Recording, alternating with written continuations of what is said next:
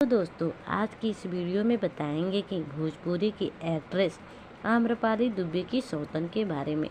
क्योंकि आप सभी जानते ही होंगे कि आम्रपाली दुबे भोजपुरी की जानी मानी अभिनेत्री है और इनकी शादी कब भी नहीं हुई है। लेकिन क्या आप सभी भी जानते हैं कि आम्रपाली की सौतन कितनी खूबसूरत है। और तो और इनके आगे खुद आम्रपाली दुबे भी फेल है।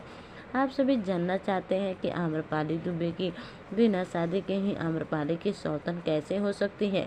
जी हाँ, ये बात हम नहीं कह रहे हैं, बल्कि ये बात दो कह रहे हैं। आम्रपाली और निरहुआ को पति पति समझते हैं, तो यही वजह है कि आम्रपाली को निरहुआ की पत्नी मानसा देवी का सौतन कहा जाता है।